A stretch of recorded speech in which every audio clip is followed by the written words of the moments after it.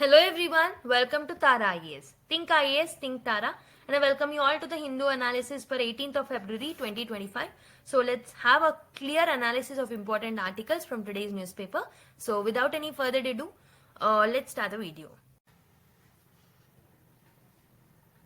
So let us look at the first article, lighten the pollution burden of thermal power states అని చెప్పేసి ఒక article రావడం జరిగింది. Basically ఇది మనకి GS2 అండ్ ఆల్సో GS3 లో భాగంగా మనం ఈ టాపిక్ ని లింక్ చేసుకోవచ్చు. GS3 లో ఎన్వైరన్మెంట్ అండ్ GS2 లో so functions and responsibilities of the union and also the states ఈ టాపిక్స్ తో మీరు లింక్ చేసుకోవచ్చు.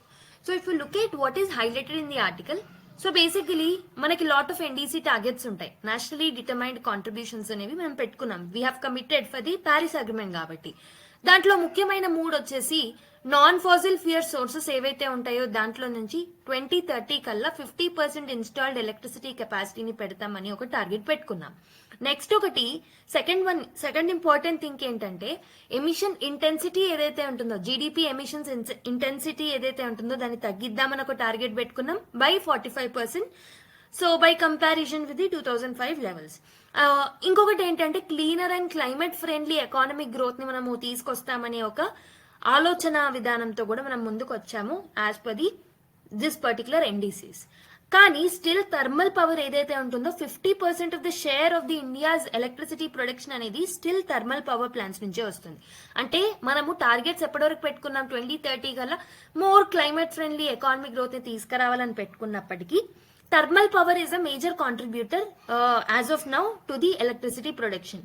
ఈ థర్మల్ పవర్ ప్లాంట్స్ ఏవైతే ఉంటాయో these are the major sources of the carbon emission. వినో ఎయిర్ పొల్యూషన్ కి కార్బన్ ఎమిషన్స్ పెంచడానికి లీడ్ అవుతుంది ఈ థర్మల్ పవర్ ప్లాంట్స్ వల్ల. ఓకే, కానీ the burden of the pollution మాత్రం ఏదైతే పవర్ ప్లాంట్స్ ని హోస్ట్ చేస్తున్నాయో ఆ స్టేట్స్ మీద మాత్రమే మనకి బర్డెన్ అనేది పడుతుంది అనమాట. ఓకే, వైల్ ఎవరైతే స్టేట్స్ కన్జ్యూమ్ చేసుకుంటున్నాయో ఈ పర్టికులర్ థర్మల్ పవర్ ప్లాంట్స్ నుంచి వచ్చే ఎలక్ట్రిసిటీని, so they are benefiting without any environmental cost. Okay, that is something which was highlighted in the article. Thermal power ఎందుకు మనకు మేజర్ పొల్యూటెంట్ గా వస్తుంది? బికాస్ పవర్ సెక్టర్ కాంట్రిబ్యూషన్ అనేది ఎక్కువగా ఉంటుంది కార్బన్ ఎమిషన్స్ కి. సో టోటల్ గా మనం సెంట్రల్ సెక్టర్ షేర్ చూసుకుంటే out of the total megawatt production of the power capacity 22% అనేది సెంట్రల్ సెక్టర్ నుంచి వస్తుంది అనమాట. స్టేట్ సెక్టర్ నుంచి 23% వస్తుంది and private sector is holding highest, that is 53.4% అనమాట. Coal based thermal power plants ఏవైతే ఉంటాయో these are holding the highest share of the emissions in the energy sector.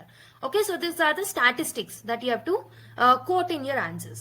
Okay, state wise contributions చూసుకుంటే top thermal power producing states ఏవైతే ఉన్నాయో so UP, Chhattisgarh, Odisha, Madhya Pradesh, Gujarat, Maharashtra ఇవేంటంటే so they are holding lot of the environmental cost because of the thermal power plants. State sector accounts for almost 75,991 megawatts and also private sector and central sector యొక్క contributions ని కూడా ఇక్కడ mention చేయడం జరిగింది. So central sector plans are almost contributing 31% అనమాట. Total power లో 31% central sector plants నుంచే వస్తున్నాయి. యట్ ద స్టేట్స్ ఏవైతే ఉంటాయో so these are bearing the pollution cost. Pollution వల్ల వచ్చే జీడిపి లాసెస్ ఏవైతే ఉంటాయో అవి ఎవరు బేర్ చేస్తున్నారు? స్టేట్స్ బేర్ చేస్తున్నాయి. Okay, so if you look at the consumption versus generation disparity, కొన్ని స్టేట్స్ ఏవైతే ఉన్నాయో these are generating more electricity, significant గా ఎక్కువ ఎలక్ట్రిసిటీని జనరేట్ చేస్తున్నాయి, కానీ ఎక్కువగా కన్జ్యూమ్ చేసుకోవట్లేదు. ఏవైతే స్టేట్స్ ఎక్కువగా ప్రొడ్యూస్ చేస్తున్నాయో ఆ స్టేట్స్ ఎక్కువగా కన్జ్యూమ్ చేసుకోవట్లేదు లాట్ ఆఫ్ స్టేట్స్ లో. ఫర్ ఎగ్జాంపుల్ త్రిపుర అనేది 96.6% ఏంటంటే it generates 96.6% more than it consume. So ఏంటంటే ఎంత కన్జ్యూమ్ చేసుకుంటుందో అంతకన్నా ఎక్కువగా, ఎంత శాతం ఎక్కువగా ప్రొడ్యూస్ చేస్తుంది అని అంటే 96% కాంట్రిబ్యూట్ చేస్తుంది అనమాట త్రిపుర. ఛత్తీస్గఢ్, ఒడిస్సా, జార్ఖండ్ ఇవేవైతే ఉన్నాయో ఎంతైతే కన్జ్యూమ్ చేసుకుంటున్నాయో అంతకన్నా ట్వైస్ ఎక్కువగా ప్రొడ్యూస్ అనేది చేస్తున్నాయి. గుజరాత్, మహారాష్ట్ర, పంజాబ్, తమిళనాడు ఇవేంటంటే these are the almost biggest electricity consuming states అనమాట. అంటే కాంట్రిబ్యూషన్ కన్నా ఎక్కువగా కన్జ్యూమ్ అనేది చేస్తున్నాయి గుజరాత్, మహారాష్ట్ర లాంటి states. If you observe Maharashtra, Tamil Nadu, Gujarat ఈ స్టేట్స్ ఎక్కువగా డెవలప్ అయిన స్టేట్స్ అనమాట. ఎలక్ట్రిసిటీ కన్జంప్షన్ అనేది ఎక్కువగా ఉంది అని అంటే more industrial development, more IT sector development etcetera lot of GDP growth కి జిఎస్డిపి గ్రోత్ కి హెల్ప్ఫుల్ అవుతుంది. కాబట్టి మనం తమిళనాడు చూసుకున్న, మహారాష్ట్ర, ముంబై లాంటి ఏరియాస్, గుజరాత్, ఇవన్నీ ఏంటి, these are the states where we attract lot of investments. These are the states where lot of GSDP అనేది ఉంటుంది, పర్ క్యాపిటల్ ఇన్కమ్ కూడా ఎక్కువగా ఉంటుంది ఈ స్టేట్స్ లో. Okay, so the disproportionate burden అనేది ఎక్కువగా ప్రొడ్యూసింగ్ స్టేట్స్ మీద పడుతుంది. మరి ఇది ఎందుకు problem? Why is this a problem? ఎందుకనంటే ఎవరైతే ప్రొడ్యూస్ చేస్తున్నారో డెఫినెట్లీ ఆ లొకాలిటీలో ఉన్న ఏరియాస్ లో ఉన్న people will bear the environmental cost. Okay, అక్కడ ఉన్న ఎన్వైరన్మెంటల్ లాస్ చూస్తాము, అక్కడ హెల్త్ ఇష్యూస్ అనేవి మొదలవుతాయి. కాకపోతే దీనికి వాళ్ళకి ఎలాంటి కంపెన్సేషన్ మనం ఇవ్వట్లేదు అనమాట. So that is one thing that you have to remember. That is why it is a problem. Thermal power plants అనేవి ఎయిర్ పొల్యూషన్ కి కాంట్రిబ్యూట్ చేస్తాయి, వాటర్ పొల్యూషన్ కి కాంట్రిబ్యూట్ చేస్తాయి, డిఫారెస్టేషన్ జరుగుతుంది కోల్ మైనింగ్ వల్ల, హెల్త్ హజార్డ్స్ కూడా వస్తాయి like respiratory diseases, lung infections etcetera. Okay, but మనకి ఈక్విటబుల్ రెవెన్యూ షేర్ మాత్రం లేదనమాట. సో ఏవైతే స్టేట్స్ మోర్ ఎలక్ట్రిసిటీని ప్రొడ్యూస్ చేస్తున్నాయో దాన్ దే కన్స్యూమ్, ఓకే, వాళ్ళకి ఎక్స్ట్రా రెవెన్యూ బెనిఫిట్స్ అనేవి రావట్లేదు అనమాట. అంటే ఎక్కువ ప్రొడ్యూస్ చేస్తున్నా ఎక్కువగా కన్స్యూమ్ చేసుకోవట్లేదు కొన్ని స్టేట్స్. ఫర్ ఎగ్జాంపుల్ త్రిపుర గురించి చెప్పుకున్నాం, వాళ్ళకి ఎక్కువగా రెవెన్యూ బెనిఫిట్స్ అనేవి వస్తలేవు ఎక్స్ట్రా, ఓకే, ప్రొడ్యూస్ చేసినందుకు గాను. Average electricity pricing does not factor in pollution or environmental degradation. So మనం ఎలక్ట్రిసిటీ ప్రైజింగ్ చేసినప్పుడు we are not taking into consideration of the environmental degradation. So environment degradation వల్ల వచ్చిన ఎంత cost అయితే loss అవుతున్నామో దాన్ని కూడా ఇంటిగ్రేట్ చేయాలి while we are pricing the electricity. So that is not included as of now. దానివల్ల producing states ఏవైతే ఉంటాయో వాటి మీద ఎక్కువగా నష్టం అనేది పడుతుంది అనమాట. ఓకే, సో పొల్యూషన్ బర్డెన్ అనేది ఎక్కువగా ఉన్న స్టేట్స్ లో ఏవైతే ఈ థర్మల్ పవర్ ప్లాంట్స్ ఉన్న స్టేట్స్ ఏవైతే ఉన్నాయో ద హోస్టింగ్ స్టేట్స్, సో వాళ్ళకి there is a lack of compensation also, like proper compensation కూడా ఇవ్వట్లేదు అనమాట.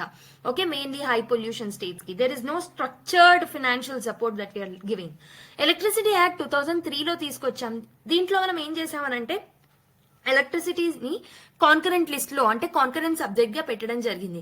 సో కాన్కరెంట్ లిస్ట్ లో పెట్టడం అంటే ఏంటి, బోత్ సెంట్రల్ గవర్నమెంట్ కి అండ్ స్టేట్ గవర్నమెంట్ కి కూడా ఈక్వల్ రైట్స్ ఆఫ్ రెగ్యులేషన్స్ అనేవి ఉంటాయి అనమాట.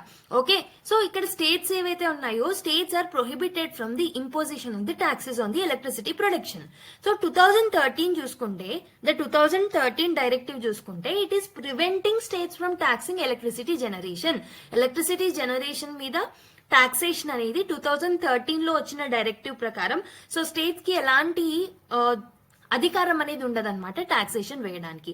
సో బేసికలీ ఇది కన్కరెంట్ సబ్జెక్ట్ అయినప్పటికీ స్టేట్స్ కి ఎక్కువగా పవర్ లేదు టాక్సేషన్ విషయంలో. ఓకే, బట్ ఇక్కడ రెగ్యులేషన్ మట్టుకు చూసుకుంటే సెంట్రల్ గవర్నమెంట్ కి స్టేట్ గవర్నమెంట్ కి ఇద్దరికి ప్రాపర్ పవర్స్ అనేవి ఉంటాయి అనమాట. So the existing compensation mechanisms చూసుకుంటే what we have is national clean energy and environment fund అనేది ఉంది.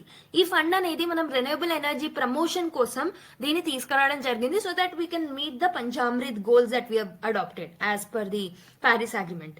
ఓకే, కానీ ఏంటంటే ఈ పర్టికులర్ ప్రొవిజన్స్ లో కూడా మనం కాంపెన్సేషన్ అనేది ఇవ్వట్లేదు అనమాట. ఏవైతే స్టేట్స్ పొల్యూట్ అవుతున్నాయో, ఏవైతే స్టేట్స్ ఎక్కువగా కన్జ్యూమ్ చేసుకోవట్లేదో బట్ ఎక్కువ ప్రొడ్యూస్ చేస్తున్నాయో, ఓకే, ఏదైతే స్టేట్స్ ఎక్కువగా ఎన్వైరన్మెంటల్ డిగ్రేడేషన్ కి గురవుతున్నాయో అలాంటి వాటికి మనం ఎలాంటి కాంపెన్సేషన్ మెకానిజమ్స్ అనేవి ఈ NCEEF లో పెట్టలేదన్నమాట. మరి future of carbon trading mechanisms ఎలా ఉంటే బాగుంటుంది? So what is a failure? I'm sorry, the failure of the carbon trading mechanisms ఎందుకు జరుగుతున్నాయి, వై ఇట్ ఈస్ ఫెయిల్యూర్ అని అంటే ఇండియా యొక్క scheme called as perform achieve and trade scheme వల్ల ఇదేంటంటే ఇండస్ట్రియల్ ఎమిషన్స్ ని రిడక్షన్ చేయాలి అని తీసుకొచ్చాం, కానీ ఇది అంత ఎఫెక్టివ్ గా మనము we are not able to implement it. Okay, and also state level environmental degradation కి సంబంధించి కూడా ఎలాంటి కంపెన్సేషన్ ఫ్రేమ్వర్క్ ని మనం తీసుకురాలేదు. అందుకే ఈ కార్బన్ ట్రేడింగ్ మెకానిజమ్స్ ఏవైతే ఉంటాయో సో దీస్ ఆర్ ఫెయిలింగ్ అన్నమాట. మరి ఏం చేస్తే బాగుంటుంది, ఈ ప్రాబ్లమ్ ని సాల్వ్ చేయడానికి ఏం చేస్తే బాగుంటుంది అని అంటే we have to internalise the cost of the pollution ని ఇంటర్నలైజ్ చేయాలి. ఇఫ్ ఎలక్ట్రిసిటీ అనేది ప్రొడ్యూస్ అయినా కన్స్యూమ్ అయినా with in the same states definitely environmental cost అనేది న్యాచురల్ గా అకౌంట్ అవుతుంది. ఫర్ ఎగ్జాంపుల్ ఇప్పుడు మీ స్టేట్ లో ఎలక్ట్రిసిటీ ప్రొడ్యూస్ చేసే power plants, thermal power plants ఏవైతే ఉన్నాయో మీ స్టేట్ లో ఉన్నాయి అనుకుందాం. మీ స్టేట్ లో ఉన్న థర్మల్ పవర్ ప్లాంట్స్ నుంచి వచ్చే ఎలక్ట్రిసిటీని మీ స్టేట్ లో ఉన్న వాళ్ళే యూజ్ చేసుకుంటే, ఓకే, ఆ ఏదైతే ఎక్స్ట్రా పవర్ ఉంటుందో అది ఇండస్ట్రియల్ డెవలప్మెంట్ కో మిగతా వాటికో యూజ్ చేసుకుంటే డెఫినెట్లీ ఎన్వైరన్మెంటల్ కాస్ట్లు ఏవైతే ఉంటాయో వాటిని కూడా ఇండైరెక్ట్ గా మనం ఫ్యాక్టర్ చేస్తాం. దీనివల్ల ఏమవుతుంది అని అంటే డెఫినెట్లీ ఆ పర్టికులర్ స్టేట్ అనేది డెవలప్ అవుతుంది. However when electricity is produced in one state and consumed in another, financial transfer should exist అనమాట. ఒకవేళ మన దగ్గర ఎక్సెస్ గా ఉంది, మా స్టేట్ లో ఎక్సెస్ గా ఉన్నా, మా స్టేట్ లో ఎక్సెస్ గా ఉండి వేస్ట్ అవుతుంది అని అనుకుందాం. అప్పుడు నేను వేరే స్టేట్ కి ఎలక్ట్రిసిటీని ఎక్స్పోర్ట్ చేస్తాను. అప్పుడు ఏమవుతుంది, ఆ స్టేట్ అనేది నాకు కాంపెన్సేషన్ ని పే చేయాల్సిన ఒక ఫినాన్షియల్ ట్రాన్స్ఫర్ ని మనము ఇంటర్నలైజ్ చేయాలి. Okay, while we are accounting for the cost of the electricity. And also compensation mechanisms ని తీసుకురావాలి. ఓకే, పవర్ ఇంపోర్టింగ్ స్టేట్స్ ఏవైతే ఉంటాయో, ఫర్ ఎగ్జాంపుల్ మా స్టేట్ లో ఎక్కువగా పవర్ ని ఇంపోర్ట్ చేసుకుంటున్నాం రాదర్ దాన్ ప్రొడ్యూసింగ్. అప్పుడు ఏం చేయాలి, మా స్టేట్ లో ఎక్కువగా టారిఫ్స్ ని అంటే ట్యాక్సెస్ ని విధించాలన్నమాట. సో దట్ కన్స్యూమర్స్ ట్యాక్సెస్ ఎక్కువగా పే చేస్తారు. అప్పుడు ఆ టాక్సేషన్ ఏదైతే ఎక్స్ట్రా ఇన్కమ్ వస్తుందో దాన్ని కాంపెన్సేషన్ గా ప్రొడ్యూసింగ్ స్టేట్స్ కి ఇవ్వచ్చు అనమాట. దానివల్ల వాళ్ళకి ఆ particular environmental degradation and health hazards ఇవన్నీ ఫ్యాక్టర్స్ అనేవి ఇండైరెక్ట్ గా ఇంక్లూడ్ అయిపోతాయి. Okay, so direct financial transfers కూడా ఇవ్వచ్చు for the producing states. For example GST compensation fund ఉంటుంది కదా, అలాంటి మోడల్స్ లోనే మనం పవర్ కన్స్యూమింగ్ స్టేట్స్ కి revenue from the power consuming states ఏదైతే ఉంటుందో that should be transfer to the producing states అనమాట, similar to that of the GST compensation fund. Okay, and ఇంకేం చేయొచ్చు అంటే కార్బన్ ప్రైజింగ్ మెకానిజమ్స్ ని డెవలప్ చేయొచ్చు. So basically consuming states మీద pollution tax ని విధించవచ్చు. Rather than tariffs, pollution tax ని కూడా మనం విధించవచ్చు. కార్బన్ క్రెడిట్స్ ద్వారా కూడా సో పర్చేసింగ్ అండ్ ఎర్నింగ్ అలాంటి మోడల్స్ ఏవైతే ఉంటాయో వాటిని మనం డెవలప్ చేయొచ్చు. సో ఫినాన్స్ కమిషన్ యొక్క రికమెండేషన్స్ చూసుకుంటే, సో 16th ఫినాన్స్ కమిషన్ అనేది it should introduce the climate linked fiscal transfers అనమాట. ఫార్ములా బేస్డ్ అలొకేషన్స్ ని ప్రొవైడ్ చేయాలి ఫర్ ద స్టేట్స్. ఏవైతే హై పొల్యూషన్ ఇండస్ట్రీస్ ని హోస్ట్ చేస్తున్నాయో వాళ్ళకి ఒక ఫార్ములా బేస్డ్, ఇప్పుడు ఫినాన్స్ కమిషన్ అనేది సో నెట్ ట్యాక్స్ ప్రొసీడ్స్ ని ఎలా డెవల్యూషన్ చేయాలి, ఎలా డిస్ట్రిబ్యూట్ చేయాలి, హారిజెంటల్ ఎలా ఉండాలి, వర్టికల్ డెవల్యూషన్ ఎలా ఉండాలి, సో అది ఎలా అయితే డిటర్మైన్ చేస్తుందో through one formula, in the same way finance commission should recommend with respect to climate linked financial transfers also. Okay, and also environmental norms ని స్ట్రెంథన్ అప్ చేయాలి. సో స్ట్రిక్ట్ గా pollution control loss ని చట్టాలను develop చేయాలన్నమాట thermal power plants కోసం. And also clean coal technologies ని adopt చేసుకోవాలి, carbon capture systems ని ప్రమోట్ చేసుకోవాలి. అండ్ ఆల్సో మెయిన్ థింగ్ ఏంటంటే ఆల్టర్నేటివ్ సోర్సెస్ ఆఫ్ ఎనర్జీస్ మీద ఎక్కువగా కాన్సన్ట్రేట్ చేయాలి. అప్పుడు ఈ ఇష్యూస్ ని మనం టాకిల్ చేయగలుగుతాం అనమాట. ఓకే, సో ఇప్పుడు మనం డిస్కస్ చేసిన ఈ పాయింట్స్ ద్వారా you have to solve this particular mains question. Thermal power producing states ఏవైతే ఉంటాయో so this will bear disproportionate burden of the environmental degradation. So ఇదేంటి ఇక్కడ వరకు, this is just a statement. So based on this statement you have to discuss possible compensation mechanisms for such states. Okay, అలాంటి states కి ఎలాంటి కంపెన్సేషన్స్ ఇవ్వచ్చు, ఒకటి tariff గురించి రాయొచ్చు, ఒకటి మనం పొల్యూషన్ ట్యాక్స్ గురించి రాయొచ్చు, జిఎస్టీ కంపెన్సేషన్ ఫండ్ లాంటిది అలాంటి ఫండ్ మెకానిజమ్స్ ని మనం డెవలప్ చేయొచ్చు. లేకపోతే what we can do is so with in that particular state మనము ఆ పర్టికులర్ ప్రొడ్యూస్ అయిన ఎలక్ట్రిసిటీని కన్జ్యూమ్ చేయాలి అని టార్గెట్స్ ని పెట్టొచ్చు. లేదా states can give subsidies, okay, or the centre can give subsidies. So ఇలాంటి మెకానిజమ్స్ ని తీసుకురావచ్చు. ఇదే కాకుండా సో మనము క్లీనర్ ఎనర్జీ సోర్సెస్ ని అడాప్ట్ చేసుకోవాలి. అండ్ ఎగ్జిస్టింగ్ పొల్యూషన్ ఏదైతే ఉంటుందో దాని కంట్రోలింగ్ మెకానిజమ్స్ ని తీసుకురావాలి. Carbon capture and storage mechanisms ని, మిగతా వాటిని క్లీన్ కోల్ టెక్నాలజీస్ ని అడాప్ట్ చేసుకోవాలి. Okay, so this is something which you have to highlight. Okay, so with this we have completed the first article. So let's look at the second article, Georgia and the resurrection of the color revolutions అని చెప్పేసి జార్జియాకి సంబంధించిన rose revolutions ఏవైతే ఉంటాయో వాటి గురించి ఈ article లో mention చేయడం జరిగిందనమాట.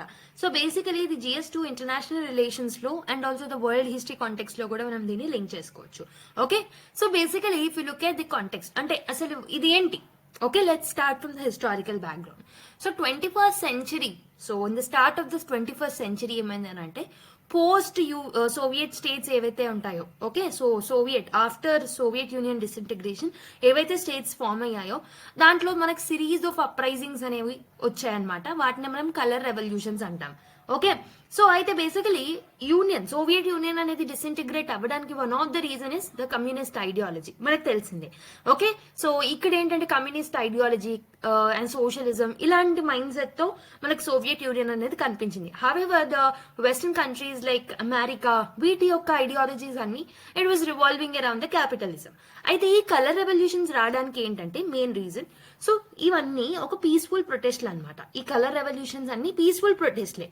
ఈ పోస్ట్ సోవియట్ స్టేట్స్ ఏవైతే ఉంటాయో అవి పీస్ఫుల్ కలర్ రెవల్యూషన్స్ తో ముందుకు రావడం జరిగింది. సో వాళ్ళు ఏంటంటే ప్రో వెస్టర్న్ గవర్నెన్స్ ని సపోర్ట్ చేస్తూ, అలాంటి గవర్నెన్స్ మెకానిజమ్స్ ని మనం కూడా అడాప్ట్ చేసుకోవాలని దాన్ని సపోర్ట్ చేస్తూ ఈ రెవల్యూషన్స్ ని, ఈ ప్రొటెస్ట్లను చేయడం జరిగింది అనమాట. అండ్ ఇంకొకటి ఏంటంటే డెమోక్రటిక్ రిఫార్మ్స్ ని అడ్వకేట్ చేస్తూ కూడా తీసుకొచ్చారు. కానీ రష్యా దీన్ని ఏమని వ్యూ చేయడం మొదలు పెట్టింది అని అంటే, ఈ వెస్టర్న్ స్ట్రాటజీస్ ఏవైతే ఉంటాయో, ఈ వెస్టర్న్ లెడ్ గవర్నెన్స్ మెకానిజమ్స్ ఏవైతే ఉంటాయో డెఫినెట్లీ రష్యా యొక్క జియో పొలిటికల్ ఇన్ఫ్లుయెన్స్ ని వీకెన్ చేస్తాయి అని రష్యా వ్యూ చేస్తూ ఉంటుండే అనమాట. So for example if you look at what are the different types of colour revolution, few examples చూసుకుంటే జార్జియాకి సంబంధించిన రోజ్ రెవల్యూషన్, ఈ పర్టికులర్ ఆర్టికల్ లో దీని మీద ఎక్కువగా ఫోకస్ చేస్తాము. Ukraine's orange revolution, okay, Kyrgyzstan's tulip revolution, that is in the year 2005. Okay, so these are few examples of the color revolutions. So మీరు చూసుకుంటే రష్యన్ పర్స్పెక్టివ్స్ ఏమున్నాయి, what is the Russia's perspective on the colour revolution అంటే, ఇదేంది ఈ particular revolutions అనేవి soft power tools. Okay, we'll use them softly as a diplomatic technique. Okay, for ఏంటంటే mainly ఇది political destabilisation కి హెల్ప్ అవుతుంది ఈ రెవల్యూషన్స్ అనేవి. So for example B H Liddell Hart strategy of fighting on the other side of the hill describes this method అనమాట. So ఇదేంటంటే direct confrontation అనేది ఉండదు. So instead of the direct confrontation, external forces ఏవైతే ఉంటాయో internal గా జరిగే, అంటే domestic గా జరిగే అన్రెస్ట్ ఏవైతే ఉంటాయో ఎక్స్టర్నల్ ఫోర్సెస్ మ్యానిపులేట్ చేస్తాయి అనమాట. ఫర్ ఎగ్జాంపుల్ ఇఫ్ జార్జియాలో ఏదైనా రెవల్యూషన్ జరిగింది అని అంటే, జార్జియాలో జరిగే రెవల్యూషన్ ని ఎక్స్టర్నల్ ఫోర్సెస్ మ్యానిపులేట్ చేస్తూ ఉంటాయి. దీన్నే ఈ పర్టికులర్ లిటిల్ హార్ట్ ఏమంటారు అంటే, so it's strategy of fighting on the other side of the hill అని చెప్పేసి ఇతను డిస్క్రైబ్ చేయడం జరిగింది ఈ మెథడ్ ని. ఓకే, ఈ రష్యా ఏం పర్సీవ్ చేస్తుంది ఈ మెథడ్ ని, ఈ మోడల్స్ ని ఏమని అంటుంది అని అంటే, so that could inspire the similar challenges within its own borders. Russia లోపల కూడా ఇలాంటి రెవల్యూషన్స్ వచ్చే అవకాశాలు ఉంటాయేమో అన్న ఒక థాట్ తో so Russia used to think అనమాట. So what is the Moscow's response? So strengthening the authoritarian control in its sphere of the influence, suppressed opposition movements and blasted anti-Western narratives. So this is how the Russia or Moscow has responded for all the revolutions that are happening post Soviet Union states లో. Okay, అయితే ఇప్పుడు మనం ఏంటంటే mainly ఈ ఆర్టికల్లో మనకి Georgia యొక్క rose revolution ఏదైతే ఉందో 2003లో జరిగింది, దాని గురించి ఎక్కువ హైలైట్ చేస్తున్నారు. సో ఇదేంటంటే అక్కడ ఉన్న ప్రెసిడెంట్ ఎవరైతే ఉన్నారో ఎడ్వర్డ్ షెవార్డ్నెస్ ఎవరైతే ఉన్నారో అతని ఔస్ట్ చేయడానికి ఈ పర్టికులర్ రెవల్యూషన్ ని తీసుకురావడం జరిగింది. అండ్ దాని తర్వాత న్యూ ప్రో వెస్టర్న్ లీడర్ గా ఎవరు వచ్చారు అంటే మైకిల్ సకాష్విలి ఎవరైతే ఉన్నారో, I'm sorry for the pronunciation, so I'm not able to pronounce the name of this two persons, but yeah ఇక్కడ మీరు గుర్తుపెట్టుకోవాల్సింది ఒకటి, ఈ ప్రాసెస్ ఏమైంది అనేది మాత్రం గుర్తుపెట్టుకోండి. సో అక్కడ ఉన్న ప్రెసిడెంట్ ఎడ్వర్డ్ షెవార్డ్నెస్ గారు ఔస్ట్ అయిపోయిన తర్వాత సో ప్రో వెస్టర్న్ లీడర్, నేను ఏం చెప్పాను, ఈ రెవల్యూషన్స్ యొక్క మెయిన్ ఎజెండా ఏంటి, సో వెస్టర్న్ గవర్నెన్స్ మోడల్స్ ని డెవలప్ చేయడం. అలా ఒక ప్రో వెస్టర్న్ లీడర్ ని ఒకే థ్రోన్ లోకి తీసుకొచ్చారనమాట after the revolution. So initially it was a democratic success, but తర్వాత ఏంటంటే this has led to the corruption, authoritarian practices అనేవి మొదలయ్యాయి. ఓకే, డిక్టేటర్షిప్ లాంటి మోడల్స్ డెవలప్ అయ్యాయి అండ్ డెమోక్రటిక్ ఇన్స్టిట్యూషన్స్ యొక్క ఎరోషన్ అనేది జరిగింది అనమాట. ఇనిషియల్ గా డెమోక్రటిక్ సక్సెస్ గా అనిపించినప్పటికీ తర్వాత డెమోక్రసీ యొక్క ఎరోషన్ లాగా అనిపించింది అనమాట. ఓవర్ టైం ఏమైంది, పబ్లిక్ యొక్క డిస్ఇల్యూషన్మెంట్ అనేది ఇంకా గ్రో అవ్వడం జరిగిందనమాట. ఓకే, సో ఎందుకు వాళ్ళ యొక్క economic expectations, social expectations, political expectations అనేవి మీట్ అవ్వలేదు. సో ఇప్పుడు మనము రోజ్ రెవల్యూషన్ 2.0ని 2023లో చూసామన్నమాట. రీసెంట్ గా మనకి జార్జియాలో సో ప్రొటెస్ట్లు అనేవి జరిగాయి అండ్ ఆల్సో ఎలక్షన్స్ అనేవి కూడా జరిగాయి జార్జియాలో. So this indicate that there is an another wave of the political transition. ఈ జార్జియన్ డ్రీమ్ పార్టీ ఏదైతే ఉంటుందో ఇది ఈ పర్టికులర్ ఎలక్షన్స్ లో విక్టరీని అందుకోవడం జరిగిందనమాట. సో ప్రీవియస్ లీడర్షిప్ ని రిప్లేస్ చేస్తూ ఈ particular party so it came in to the throne. So former president Salome గారు ఎవరైతే ఉన్నారో సో అతను ఇంపీచ్మెంట్ లైక్ ప్రెషర్స్, ఇంపీచ్మెంట్ లాంటి ప్రెషర్స్ ని చాలా ఫేస్ చేయడం జరిగిందనమాట. ఓకే, పార్లమెంట్ లో తన పాలసీస్ ని ఇల్లిజిటిమేట్ గా డిక్లేర్ చేయడం జరిగింది అండ్ మాస్ ప్రొటెస్ట్లు అనేవి కూడా మొదలయ్యాయి. లాట్ ఆఫ్ ప్రెషర్ అనేది క్రియేట్ అయింది ప్రీవియస్ ప్రెసిడెంట్ లో. దాని తర్వాత ప్రొటెస్ట్లు అనేవి జరిగిన తర్వాత అగైన్ ఎలక్షన్స్ అనేవి వచ్చాయి. సో జార్జియన్ డ్రీమ్ పార్టీ అనేది it has secured the victory అనమాట. ఓకే, సో ఇవన్నీ ఏంటంటే same similar to that of the Georgia's Rose Revolution 2003లో ఎలా అయితే జరిగిందో so it was in the similar lines అనమాట. Okay, so US Russian rivalry and the role of the Georgia ఏముంది అసలు, what is its link, let's see. So US involvement, so నేను ఏం చెప్పాను, Russia is viewing it as external influence on the internal disturbances. So internal గా జరిగే revolutions లో external hand అనేది ఉంది అని చెప్పేసి రష్యా వ్యూ చేస్తుంది. So for example US involvement అనేది ఉంది అని రష్యా యొక్క పర్సెప్షన్ అనమాట. So US backed democracy promotion efforts are seen as a strategic tool. However US influence అనేది వీకెన్ అవుతూ వచ్చిందనమాట, making western support for new revolutions less effective. So initial గా అయితే so western countries like US లాంటివి ఎక్కువగా influence చేసేవి. They were acting as a tool for the rising of the revolutions with in this post Soviet states.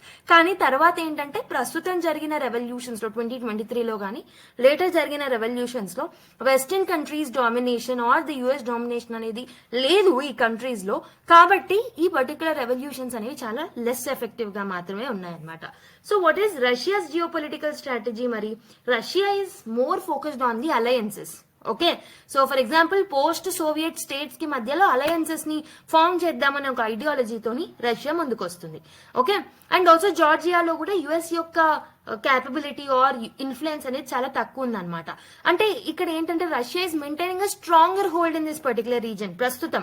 అంటే first time Rose Revolution జరిగినప్పుడు scenario వేరే ఉండింది, but now the Rose revolution 2.0 in 2023 the situation is different అనమాట. So Russia's influence in Ukraine and Georgia is a part of the broader power struggle over the post Soviet space. So basically Soviet union disintegration అయిన తర్వాత so there are lot of states. Okay, lot of states అనేవి disintegrate అయ్యాయి, lot of states అనేవి చిన్న చిన్నగా form అయ్యాయి కదా. ఈ ఫామ్ అయిన స్టేట్స్ లో Russia want to be a leader. Okay, it want to play a leadership role. So ఆ పర్టికులర్ కాంటెక్స్ట్ లో పోస్ట్ సోవియట్ స్పేస్ ఏదైతే క్రియేట్ అయిందో, ఆ వాక్యూమ్ ఏదైతే క్రియేట్ అయిందో, ఆ వాక్యూమ్ లో ఎమర్జ్ అయిన స్టేట్స్ లో పవర్ స్ట్రగుల్ ఏదైతే ఉంటుందో దానికోసమే ఈ రష్యా అనేది it is having a greater say in this particular post Soviet states అనమాట. ఓకే, కాబట్టి వెస్టర్న్ డామినెన్స్ అనేది ఈ స్టేట్స్ లో తగ్గిపోయింది. మరి what is the importance of Georgia in the geo politics? Mainly it is because of it's strategic location. ఇదేంటి, Europe and ఏషియాకి cross roads లో ఉంటుంది. For example here it is Russia, here it is the Georgia, and Georgia is bordering with the Black Sea. Gurtupetkoni, Georgia is bordering Black Sea, and also it is bordering Turkey, Armenia and Azerbaijan also. So you have to remember the bordering states. It's very very important. Russia to kuda border ni okay share చేసుకుంటుంది అనమాట జియార్జియా అనేది. So it has a strategic location, ఎందుకు Europe కి ఏషియాకి cross roads లో ఉంది కాబట్టి. Okay, and also energy pipe lines కి కూడా ఒక ట్రాన్సిట్ హబ్ లాగా పనిచేస్తుంది జియార్జియా అనేది. Okay, and also external influence కి చాలా వల్నరబుల్ రీజన్ అని చెప్పొచ్చు జియార్జియా. హిస్టారికల్ స్ట్రగుల్స్ విత్ ఇండిపెండెన్స్ ని మనం చూసాం, రోజ్ రెవల్యూషన్ అని, లాట్ ఆఫ్ వెస్టర్న్ కంట్రీస్ యొక్క సపోర్ట్ అనేది ఈ పర్టికులర్ ఏరియాని బ్యాటిల్ గ్రౌండ్ లాగా మార్చింది. So it is more vulnerable అని చెప్పొచ్చు. అండ్ ఇంకొకటి ఏంటంటే balancing domestic versus external pressure is a major challenge that Georgian leaders are facing. ఒకటి వచ్చేసి వెస్టర్న్ కంట్రీస్ యొక్క డామినెన్స్ ని తగ్గించడం ఆర్ ఎక్స్టర్నల్ ప్రెషర్స్ ని తగ్గించడం, that is on the one hand. ఇంకొకటి ఏంటంటే డొమెస్టిక్ లెవెల్లో రెవల్యూషన్స్ రాకుండా ఓకే డెమోక్రటిక్ గా ఇన్స్టిట్యూషన్స్ వర్క్ అయ్యేలాగా చూసుకోవడం ఇంకొకటి థింగ్ అనమాట. వీటన్నిటిని బ్యాలెన్స్ చేయడంలో these countries are facing, especially Georgia is facing the lot of problem. Okay, I hope you have understood. ఇక్కడ మెయిన్లీ ఏంటంటే సో మనకి పోస్ట్ సోవియట్ స్టేట్స్ ఏవైతే ఉంటాయో అవి ఎక్కువగా వెస్టర్న్ లెడ్ స్ట్రాటజీస్ ఏవైతే ఉంటాయో వాటిని అడాప్ట్ చేసుకుంటూ రెవల్యూషన్, పీస్ఫుల్ రెవల్యూషన్స్ ని తీసుకురావడం జరిగింది. దీంట్లో మెయిన్లీ మనకి జార్జియాకి సంబంధించిన రోజ్ రెవల్యూషన్ గురించి ఇక్కడ మెన్షన్ చేశారు. అండ్ ఇక్కడ మీరు గుర్తుపెట్టుకోండి, ఇలాంటి క్వశ్చన్స్ ప్రిలిమ్స్ లో కూడా వస్తాయి. మ్యాచ్ ద ఫాలోయింగ్ లో కానివ్వండి, rose revolution is associated with which country or orange revolution is associated with which country, ఇలాంటివి అడిగే ఛాన్సెస్ ఉంటాయి. So Ukraine Ukraine's relation with Orange Revolution is great. Okay, and Georgia is directly related to Rose Revolution, and Kyrgyzstan Tulip Revolution. ఇవి గుర్తుపెట్టుకోండి. And దాని తర్వాత ఇవన్నీ soft power tools అనమాట. Basically Russia is viewing it as a strategy. Okay, external forces ఏవైతే ఉంటాయో internal unrest కి కారణం అవుతున్నాయి అని రష్యా వ్యూ చేస్తూ వచ్చిందనమాట.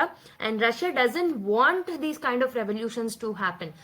అందుకే ఇప్పుడు సో మనకి 2003లో కూడా రోజ్ రెవల్యూషన్ జరిగింది, 2023లో కూడా 2.0 అంటే రోజ్ రెవల్యూషన్ అనేది జరిగింది. సో 2023కి 2003కి if you compare these two Rose Revolution there is a drastic change. 2003లో యుఎస్ ఇన్ఫ్లుయెన్స్ ఎక్కువగా ఉండింది. ఓకే, సో ఇనిషియల్ గా ఈ రెవల్యూషన్స్ లో ఏమవుతుంది అని అంటే రెవల్యూషన్స్ జరుగుతాయి, రెవల్యూషన్స్ జరిగి ప్రీవియస్ గవర్నమెంట్ అనేది it will fall and pro western parties ఏవైతే ఉంటాయో that will come in the throne అనమాట. ఓకే, రోజ్ రెవల్యూషన్ 2.0 టైంలో మాత్రం రష్యా యొక్క సే అనేది జార్జియా మీద ఎక్కువగా ఉండింది. Western countries or the external influence అనేది చాలా తక్కువగా ఉండింది అనమాట. Okay, so this is about this particular news. I hope you have understood the story. So ఇక్కడ ఏంటంటే ఓన్లీ సమ్ స్నిప్పెట్స్ ఏవైతే ఉంటాయో that will be important for your prelims exams. Okay, so ఇక్కడ మనకి మెయిన్లీ టర్మినాలజీ బేస్డ్ క్వశ్చన్స్ అడిగే chances ఉంటాయి. ఓకేనా, now let's go to another article. So now let's look at another article. End of intrigue అని చెప్పేసి ఒక article రావడం జరిగింది. ఇది మెయిన్లీ మనకి GS 2లో India relations with neighbours, role of sports diplomacy in international relations ఈ టాపిక్ తో మనం లింక్ చేసుకోవచ్చు. So India Pakistan sports diplomacy and geo political tensions ఏమేమి ఉన్నాయనేది ఈ ఆర్టికల్లో హైలైట్ చేయడం జరిగింది. ఓకే, సో మనకు తెలుసు with respect to political tensions ఈ రెండు కంట్రీస్ మధ్యలో lot of Jio political tensions అనేవి ఉన్నాయి, లాంగ్ స్టాండింగ్ పొలిటికల్ టెన్షన్స్ అనేవి ఉన్నాయి. వీటి వల్ల క్రికెట్ టైస్ మీద కూడా ఓకే బైలేటరల్ క్రికెట్ టైస్ మీద కూడా ఎఫెక్ట్ పడుతుంది. ఓకే, సో బేసికలీ మనకి బైలేటరల్ సిరీస్ ఏవైతే ఉంటాయో both the countries are not playing, only they are meeting in ICC or ACC tournaments ఏవైతే ఉంటాయో అక్కడ మాత్రమే వాళ్ళు మీట్ అవుతూ ఉన్నారు. ఓకే, ఎందుకనంటే the political tensions is leading to this particular stress on the cricket relations also. Security and diplomatic situation between two countries is leading to a lot of impact on the sporting events. Okay, sporting events మీద impact అనేది పడుతుంది అనమాట. ఎందుకు geo political tension, security tensions ఉన్నాయి, రెండు దేశాల మధ్యలో diplomatic situation కూడా బాగాలేదు. ఇవన్నిటి ప్రభావాలు క్రికెట్ టైస్ మీద కూడా పడుతున్నాయి. బట్ క్రికెట్ అనేది ఒక సాఫ్ట్ పవర్ టూల్ అమ్మ. సో ఫర్ ఎగ్జాంపుల్ మూవీస్ కానివ్వండి, యోగా కానివ్వండి, క్రికెట్ కానివ్వండి, ఇవన్నీ ఏంటి, ఇవన్నీ మనకి సాఫ్ట్ పవర్ టూల్స్. ఓకే, వీటిని యూజ్ చేసుకొని మన ఇంటర్నేషనల్ రిలేషన్స్ ని ఇంప్రూవ్ చేసుకోవచ్చు. ఓకే, సో కాబట్టి క్రికెట్ అనేది ఒక పొటెన్షియల్ ప్లాట్ఫామ్ అని చెప్పొచ్చు ఫర్ డిప్లొమాటిక్ ఎంగేజ్మెంట్ ఒకవేళ ప్రాపర్ గా మేనేజ్ చేస్తే. ఓకే, మరి ఏమేమి ఛాలెంజెస్ ఉన్నాయి, what are the tournaments challenges and India's performance outlook మీరు చూసుకుంటే ఇంటర్నేషనల్ క్రికెట్ లో so coming off 1-3 test series ఏవైతే ఉన్నాయో okay, so 1 out of 3 test series అన్ని మనము we're losing in Australia. Recent 3-0 ODI series win against the England. Okay, so there are some of the challenges of playing under UAE conditions. ఇలా మనం lot of issues చూస్తున్నాం. Okay, and also other key terms and absences చూసుకుంటే మనకి ఎప్పుడు Australia అనేది strong contender గా మాత్రమే ఉంది. ఓకే, వెస్టిండీస్ అండ్ శ్రీలంక యొక్క అబ్సెన్స్ అనేవి మన ఇంటర్నేషనల్ క్రికెట్ లో చేంజింగ్ డైనమిక్స్ ని రిఫ్లెక్ట్ చేస్తూ ఉంటాయి. సో ఇదంతా డేటా మనకు అవసరమా అని అంటే definitely no. But when any question on the soft power diplomacy వచ్చినప్పుడు మీరు రీసెంట్ గా జరిగిన ఏవైనా ఇప్పుడు మీరు ఏం చేయొచ్చు, for example your hobby is watching cricket అనుకోండి. ఓకే, సో మీకు దాని మీద ప్రాపర్ నాలెడ్జ్ ఉంటుంది. దాన్ని మీరు ఎలా యూజ్ చేసుకోవాలి యూపీఎస్సీకి అనేది సంథింగ్ విచ్ ఇస్ ఇంపార్టెంట్. ఇప్పుడు ఫర్ ఎగ్జాంపుల్ నా hobbies I listen to songs. Okay, Telugu songs and Hindi songs ఎక్కువగా వింటూ ఉంటాను. దాన్ని నేను ఎలా యూటిలైజ్ చేసుకోవాలి నా ఆన్సర్స్ లో. సో ఫర్ ఎగ్జాంపుల్ నేను ఏదైనా తెలుగు సాంగ్స్ లో మంచి మోటివేషనల్ సాంగ్స్ ని వింటూ ఉంటాను అనుకోండి. ఆ మోటివేషనల్ సాంగ్స్ ఏవైతే లైన్స్ ఏవైతే ఉంటాయో why can't I directly replicate in my answers. Okay, mains లో మెయిన్లీ ఎస్సేస్ లో ఎస్సేస్ ఏదైతే ఉంటుందో ఎస్సేస్ లో మనము పోయిటిక్ లైన్స్ ని మనం ఎలా లింక్ చేసుకొని రాయొచ్చు. అలా మనకున్న లిమిటెడ్ నాలెడ్జ్ ని హౌ వి మౌల్డ్ అనేది వెరీ వెరీ ఇంపార్టెంట్ అనమాట. ఓకే, సో లార్జర్ పిక్చర్ చూసుకుంటే globalisation, sports and diplomacy. Cricket అనేది సాఫ్ట్ డిప్లొమసీగా యూజ్ అవుతుంది. స్పోర్ట్స్ అనేవి యూనిఫైయింగ్ ఫోర్స్ గా యాక్ట్ చేస్తాయి. For example India Pakistan cricket matches ఏవైతే ఉన్నాయో డెఫినెట్లీ హ్యూజ్ వ్యూయర్షిప్ ని, ఇంట్రెస్ట్ ని క్రియేట్ చేస్తాయి అనమాట. A sense of patriotism, a sense of nationalism కూడా డెవలప్ అవుతుంది. సో బట్ స్పోర్ట్స్ డిప్లొమసీలో కొన్ని ఛాలెంజెస్ ని ఫేస్ చేస్తున్నాం. ఏంటంటే పొలిటికల్ స్ట్రగుల్స్ ఏవైతే ఉన్నాయో that is getting interfered or that is impacting the sporting events అనమాట. అండ్ సెక్యూరిటీ కన్సర్న్స్ కూడా ఉన్నాయి. So security concerns lot of మనకి ఈ స్టేట్స్ ఏవైతే సివిల్ అప్రైజింగ్స్ ని ఫేస్ చేస్తున్నాయో అలాంటి స్టేట్స్ లో మనము we are not able to conduct the tournaments. Okay, and also national venues becoming a norm for Indo Pakistan cricket clashes also. ఇలా లాట్ ఆఫ్ ఇష్యూస్ అనేవి మనం చూస్తున్నాం అనమాట. సో వీటన్నిటిని టాకిల్ చేస్తే we can actually enhance cricket as a tool of a soft diplomacy. Okay, next article మేలా and మీలే అని ఒక ఆర్టికల్ రావడం జరిగింది. ఇది మనకి GS2లో governance, government policies and interventions, role of bureaucracy అనే టాపిక్స్ తో లింక్ చేసుకోవచ్చు. Okay, so what are the key issues and challenges? So basically మనకి రీసెంట్ గా జరిగిన కుంభమేళా ఏదైతే ఉంటుందో దానికి సంబంధించి లాట్ ఆఫ్ ఇష్యూస్ ని మనం చూసాం కదా న్యూస్ లో. ఆ కాంటెక్స్ట్ లో ఈ ఆర్టికల్ రావడం జరిగింది. మరి ఏమేమి కీ ఇష్యూస్ ని ఈ ఆర్టికల్ లో హైలైట్ చేశారు అని అంటే, first thing is infrastructure deficiencies అనేవి చూసాం. సో రైల్వే కంజెషన్ చూసాం. ఆల్మోస్ట్ 2600 అడిషనల్ టికెట్స్ అనేవి బుక్ అయ్యాయి. దీనివల్ల ఏంటి, న్యూఢిల్లీలో జరిగిన ఇన్సిడెంట్ అనేది మన అందరికీ తెలిసిందే. న్యూఢిల్లీ రైల్వే స్టేషన్ లో కేఓస్ అనేది మొదలైంది. అండ్ ఆల్సో ట్రాన్స్పోర్ట్ ఫెసిలిటీస్ అనేవి కూడా చాలా ఇన్ఎఫిషియెంట్ గా ఉన్నాయి. సో ట్రైన్స్ లేవు, బస్సెస్ లేవు ప్రాపర్ గా. లాస్ట్ మైల్ కనెక్టివిటీ ఇష్యూస్ అనేవి కూడా ఉన్నాయి. మెడికల్ ఫెసిలిటీస్ ప్రాపర్ గా లేవు. శానిటేషన్ కూడా చాలా పూర్ గా ఉంది హై డెన్సిటీ ఏరియాస్ లో. అండ్ ఇంకొకటి ఏంటంటే క్రౌడ్ మేనేజ్మెంట్ ఫెయిల్యూర్స్ చూసాం. లాట్ ఆఫ్ స్టాంపేడ్స్ అనేవి చూసాం. కొంతమంది చనిపోయారు క్రౌడ్ మూవ్మెంట్ లో భాగంగా, అన్రెగ్యులేటెడ్ క్రౌడ్ మూవ్మెంట్ వల్ల. అండ్ కమ్యూనికేషన్ కూడా క్లియర్ గా లేదు. మల్టీలింగ్వల్ అనౌన్స్మెంట్స్ అనేవి కన్ఫ్యూజ్ చేశాయి పిలిగ్రిమ్స్ ని. And also access to the exits are also very very restricted. So ఇవన్నీ సిచ్యువేషన్స్ ని ఇంకా పానిక్ గా మార్చాయి అనమాట. And also we have seen governance and administrative challenges. Accountability proper గా లేదనమాట.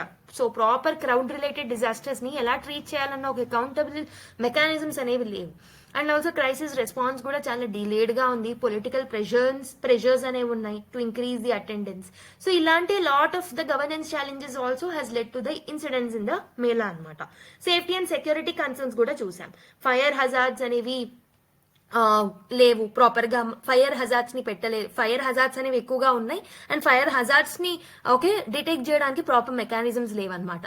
And also there is a risk of diseases also. Hygiene facilities అనేవి లేనప్పుడు, లాట్ ఆఫ్ క్రౌడ్ ఉన్నప్పుడు డెఫినెట్లీ డిసీజెస్ రిస్క్ అనేది పెరుగుతుంది. టెర్రర్ థ్రెట్స్ అనేవి కూడా పెరుగుతాయి. హ్యూజ్ ఏరియాస్ కదా ఇవి, లాట్ ఆఫ్ పాపులేషన్ కాన్సన్ట్రేటెడ్ అయిన ఏరియా కాబట్టి ఈ మేలాస్ అనేవి. So that can lead to a security threats also. మరి ఏం చేస్తే బాగుంటుంది? ఇలాంటి డిజాస్టర్స్ ని మనం ఆపాలి అని అంటే మల్టీప్రాంగ్డ్ స్ట్రాటజీస్ తో ముందుకు రావాలి. ఫస్ట్ ఆఫ్ ఆల్ ఇన్ఫ్రాస్ట్రక్చర్ ని స్ట్రెంథెన్ చేయాలి. రైల్వే స్టేషన్స్ యొక్క కెపాసిటీని, డిఫరెంట్ బస్సెస్, ఇవన్నిటిని ఇన్ఫ్రాస్ట్రక్చర్ ని మనము అప్గ్రేడ్ చేయాల్సిన అవసరం అయితే ఉందన్నమాట. స్పెషల్ పిలిగ్రిమేజ్ కారిడార్స్ ని డెవలప్ చేయాలి. అండ్ ఆల్సో అడ్వాన్స్డ్ టెక్నాలజీస్ ఏవైతే ఉంటాయో వాటిని మనం యూజ్ చేయాలి క్రౌడ్ మేనేజ్మెంట్ కోసం. Like artificial intelligence based surveillance కానివ్వండి, డిజిటల్ టికెటింగ్ కానివ్వండి. ఓకే, సో ఎవాక్యుయేషన్ ప్లాన్స్ ని కూడా ముందుగానే ప్రీడిఫైన్డ్ చేయాలి. And also emergency response teams ని కూడా, డెడికేటెడ్ రెస్పాన్స్ టీమ్స్ ని మనము అక్కడ పెట్టాలన్నమాట. So this can be done. ఇవే కాకుండా పాలసీ అండ్ అడ్మినిస్ట్రేటివ్ రిఫార్మ్స్ కూడా తీసుకురావచ్చు. నేషనల్ క్రౌడ్ మేనేజ్మెంట్ పాలసీస్ ని మనం డెవలప్ చేయొచ్చు. రిస్క్ అసెస్మెంట్ చేయొచ్చు. మ్యాండేటరీగా రిస్క్ అసెస్మెంట్స్ అనేవి important. And also safety audits చేయాలి. Public awareness is also very very important. Multilingual safety announcements చేస్తే పీపుల్ విల్ నో. ఓకే, అక్కడ ఓన్లీ 2 లాంగ్వేజెస్ లో మీరు అనౌన్స్ చేస్తే definitely they will not know. Okay, వాళ్ళకి అర్థమే కాదు. అక్కడ ఇచ్చిన ఇన్స్ట్రక్షన్స్ చాలా అంబిగ్వస్ గా అనిపిస్తాయి. Okay, and also we have to train the volunteers and also the local authorities also. Proper గా పబ్లిక్ డ్రిల్స్ ని కూడా క్రియేట్ చేయాలి ముందుగా. And if you look at the lessons from the past incidents, అక్కడ నుంచి నేర్చుకోవాల్సిన బెస్ట్ ప్రాక్టీసెస్ చూసుకుంటే 2013 Kumbh Mela stampede చూసాం. 2013 లో కూడా. So same crowd mismanagement tragedy వల్ల.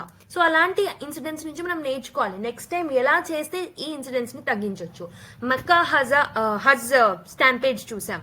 And also Tokyo's disaster management model. So real time crowd monitoring అనేది చేస్తారు టోక్యోలో డిజాస్టర్ మేనేజ్మెంట్ మోడల్ ని కూడా మనం అలాంటి లైక్ అక్కడ artificial intelligence, so predictive analytics చేయడం, డేటా మేనేజ్మెంట్ చేయడం ఇవన్నీ చేస్తూ ఉంటారు.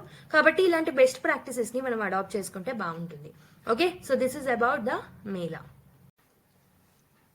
So next article, what is Aravalli safari park project అని ఒక ఆర్టికల్ రావడం జరిగింది.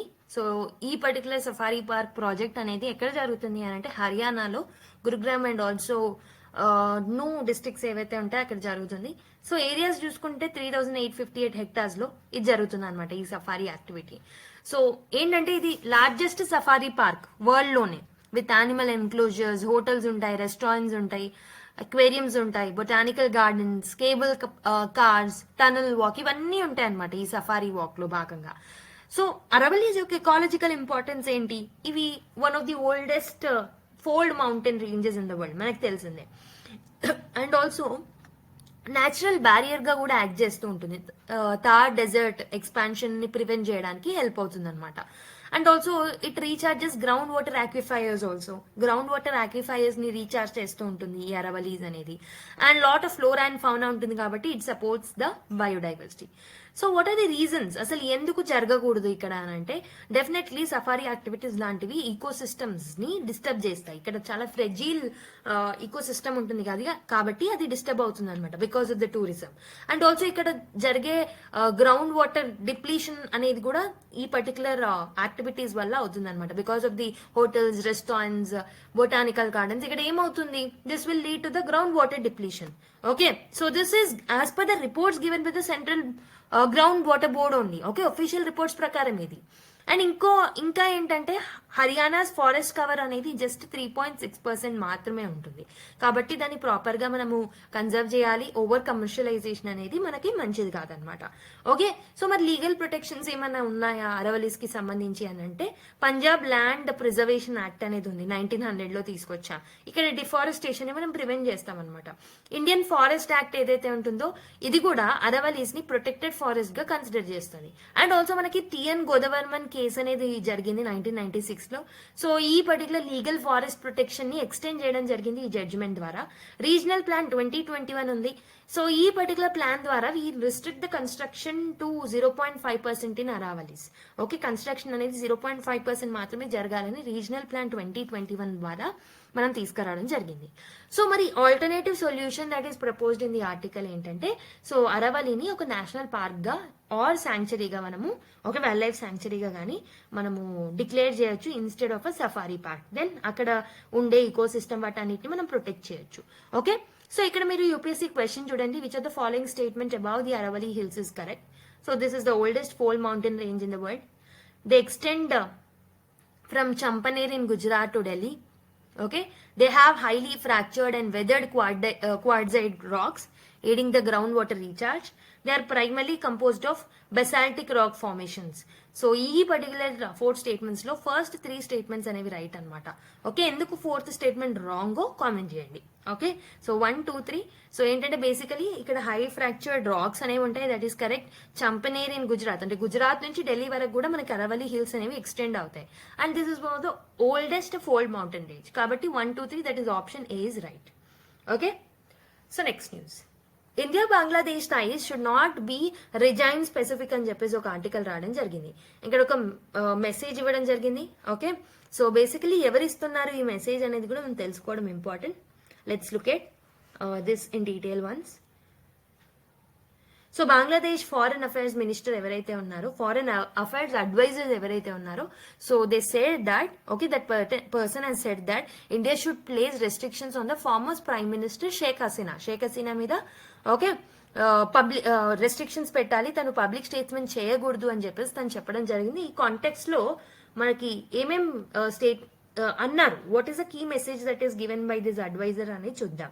సో ఇండియా బంగ్లాదేశ్ టైస్ అనేవి రిజైమ్ స్పెసిఫిక్ గా ఉండకూడదు and must be based on the national interest and mutual respect. So regime specific గా కాకుండా సో నేషనల్ ఇంట్రెస్ట్ లను కూడా ప్రొటెక్ట్ చేస్తూ మ్యూచువల్ గా రెస్పెక్ట్ ఇస్తూ ఉండాలి, ఇలా ఉండకూడదు అని చెప్పేసి తను చెప్పడం జరిగిందనమాట.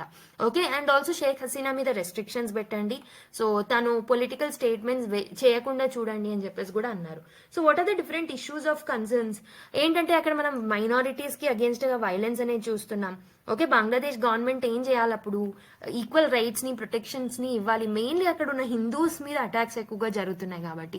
Okay, so basically UN report ప్రకారం మాత్రం ఇంటరిమ్ గవర్నమెంట్ కి అక్కడ జరుగుతున్న వైలెన్స్ కి ఎలాంటి సపోర్ట్ అనేది లేదు ఇంటరిమ్ గవర్నమెంట్ నుంచి అని చెప్పేసి అక్కడ యుఎన్ రిపోర్ట్ ఇవ్వడం జరిగింది. బట్ స్టిల్ ఇంటరిమ్ గవర్నమెంట్ ఉంది కాబట్టి it has to maintain that stability, equal rights and protection ని ఎన్షూర్ చేయాలి.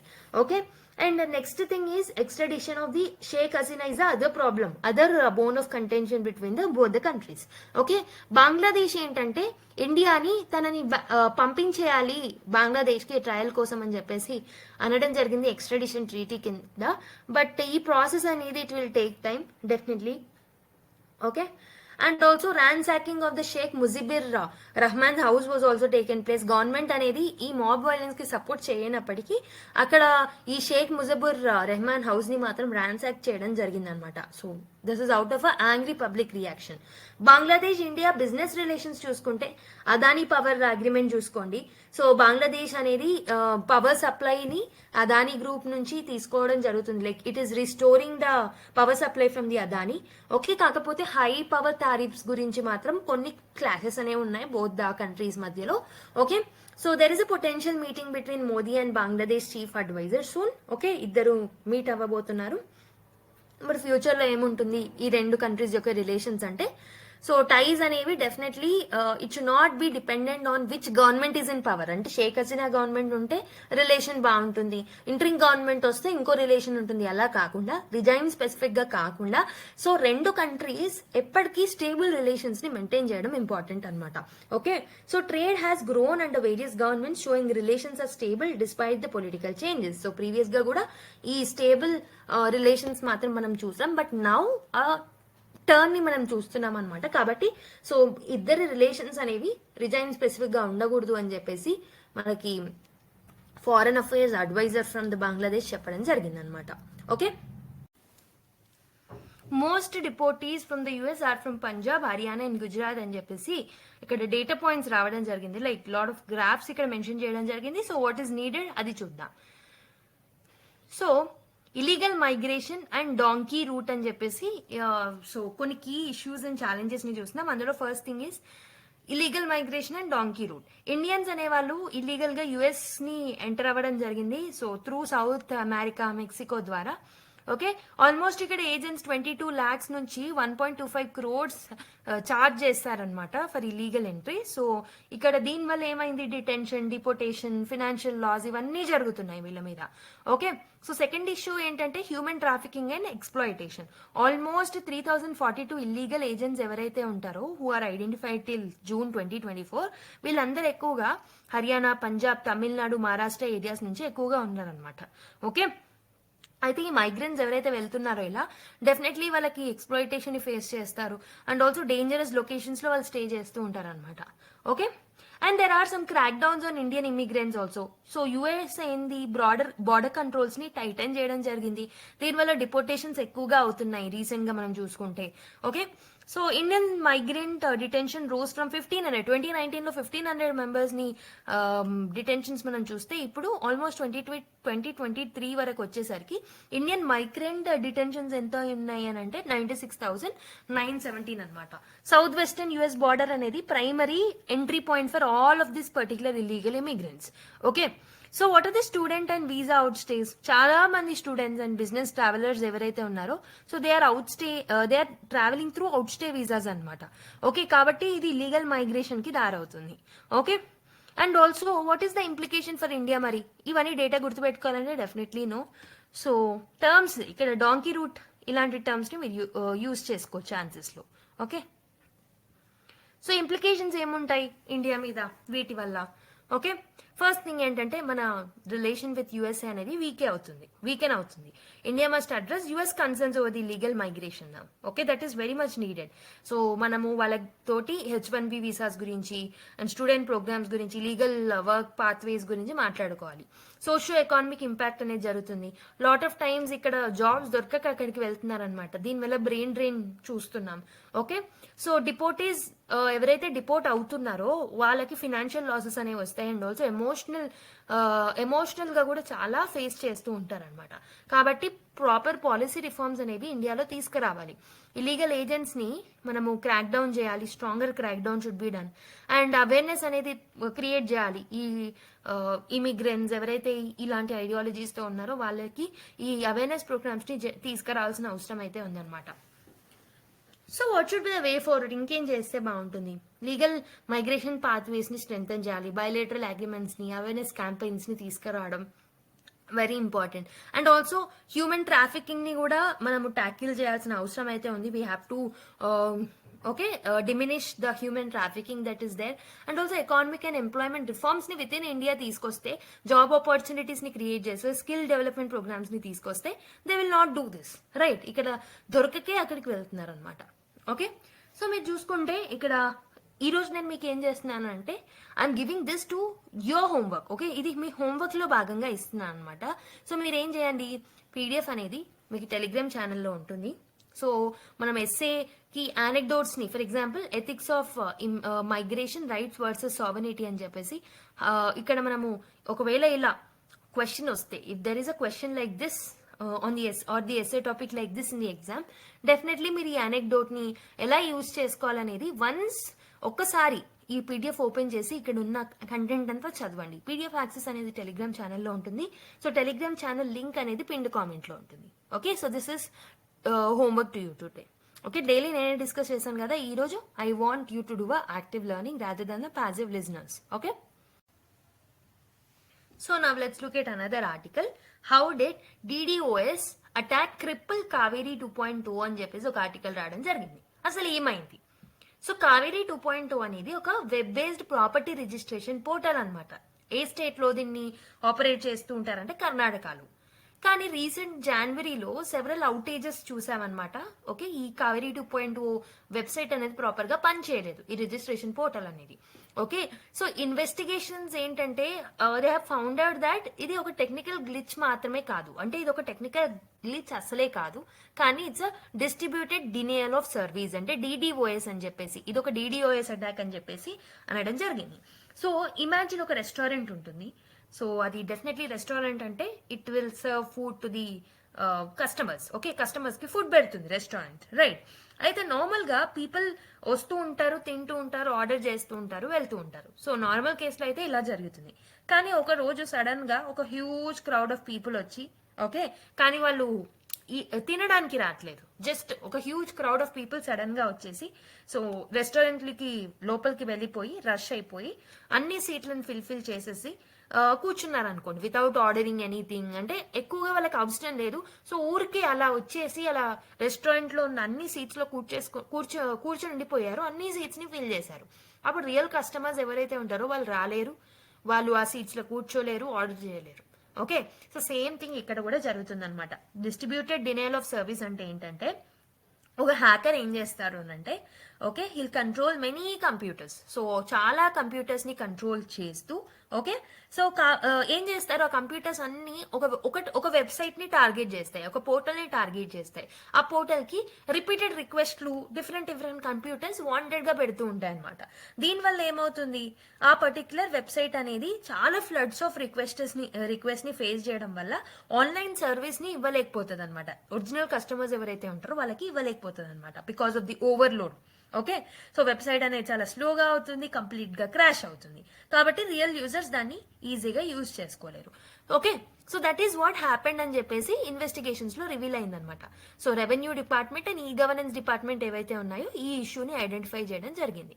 సో DDoS అటాక్ అంటే, సో దిస్ విల్ అటాకర్స్ ఎవరైతే ఉంటారో they will overwhelm the service or network with malicious internet traffic. So ఇప్పుడు మీకు ఈజీగా ఎక్స్ప్లెయిన్ చేశాను కదా, ఐ హోప్ మీకు అర్థమైంది అనుకుంటున్నా.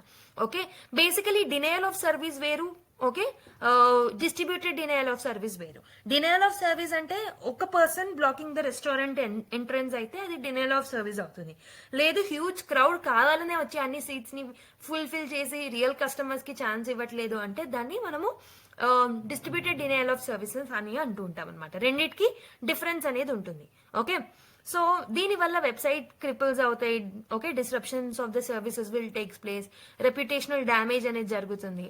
ఈ ఇంపాక్ట్ అనేది ఎప్పుడు జరిగింది, దీని యొక్క ఇంపాక్ట్ ఎలా ఉంది అంటే ఈ పర్టికులర్ అటాక్ వల్ల ప్రాపర్టీ రిజిస్ట్రేషన్స్ అనేవి February 1st నుంచి February 4th మధ్యలో ప్రాపర్ గా జరగలేవు. ఓకే, ఫుల్ పోర్టల్ రిజిస్టరేషన్ అనేది February 5th కి జరగడం జరిగిందనమాట. ఓకే, డేటా బ్రీచెస్ ని ప్రాపర్ గా డిటెక్ట్ చేయలేకపోయారు. బట్ గవర్నమెంట్ సర్వీసెస్ అనేవి ఓవరాల్ గా చూసుకుంటే చాలా సివియర్ గా ఇంపాక్ట్ అయినాయనే చెప్పొచ్చు because of this attack. Okay, so how can DDoS attacks be prevented, ఏం చేస్తే తగ్గిపోవచ్చు, ఈ పర్టికులర్ DDoS అటాక్స్ ని తగ్గించవచ్చు. ఏం చేయాలని అంటే restricting request from the single IP address ఉన్న రిక్వెస్ట్లు ఏవైతే ఉంటాయో వాటన్నిటిని రెస్ట్రిక్ట్ చేయాలన్నమాట. So lot of the request ఒకే ఐపీ అడ్రస్ నుంచి వచ్చినప్పుడు దాన్ని మనం బ్లాక్ చేసేయాలి. Okay, bot detection is also very important. So captcha లాంటివి అండ్ ఆల్సో బిహేవియరల్ అనాలిసిస్ తో మనము we have to detect the bots. ఆ బాట్స్ ఏవైతే క్రియేట్ అయ్యి రిపీటెడ్ రిక్వెస్ట్లను సెండ్ చేస్తున్నాయో వాటిని మనం డిటెక్ట్ చేయాలి. అథెంటికేషన్ సెక్యూరిటీ కోసం మల్టీ ఫ్యాక్టర్ అథెంటికేషన్ ని మనం ఇంప్రూవైజ్ చేయాలి. ట్రాఫిక్ అనాలిసిస్ టూల్స్ ని యూజ్ చేయాలి. ఇలా ఇవన్నీ తోటి మనం DDoS అటాక్స్ ని తగ్గించవచ్చు. ఓకే, సో ఎగ్జాంపుల్స్ ప్రీవియస్ గా మీరు చూసుకుంటే ట్విట్టర్, ప్రస్తుతం మనం ఎక్స్ అంటాం కదా, ఎక్స్ యొక్క DDoS అటాక్ 2022లో జరిగింది. GitHub DDoS attack in 2015. Okay, కాబట్టి government agencies and companies definitely cyber security మీద దృష్టి పెట్టాల్సిన అవసరం అయితే ఉంది ఇలాంటి ఇష్యూస్ ని ట్యాకిల్ చేయడానికి. ఓకే, DDoS ప్రొటెక్షన్ టూల్స్ ని, రెస్పాన్స్ టీమ్స్ ని కూడా మనం తీసుకురావాలి. Okay, I hope you have understand. Next one, Parambikulam reserve adds 15 new species to its biodiversity checklist అని ఒక ఆర్టికల్ రావడం జరిగింది. సో అక్కడ ఒక సర్వే చేశారు. So which was conducted between February 6th to 9th in Parambikulam tiger reserve Kerala. So ఇది basic గా అక్కడ ఉన్న forest department and Parambikulam tiger conservation foundation కలిపి ఈ సర్వేని ఆర్గనైజ్ చేయడం జరిగింది. అయితే దీంట్లో 11 బేస్ క్యాంప్స్ అనేవి ఉన్నాయి across the diverse habitats. So ఈ పర్టికులర్ సర్వే రిపోర్ట్స్ ప్రకారం చూసుకుంటే 15 new స్పీసీస్ యాడెడ్ అనమాట to the total biodiversity checklist and 206 bird species ని రికార్డ్ చేశారు. Total count now is 302 species అనమాట. Okay, new additions like painted spurfowl ని found చేశారు, rufous bellied hawk eagle ని find చేశారు, Indian grey hornbill ని, okay, Anamalai షులాకిల్లి and taiga flycatcher, plane ప్రీనియా, green leaf వార్బియర్, ఇలా lot of new additions అనేవి వాళ్ళు ఫైండ్ అవుట్ చేయడం జరిగింది. And almost 5 new species were added, were found out in the butterflies.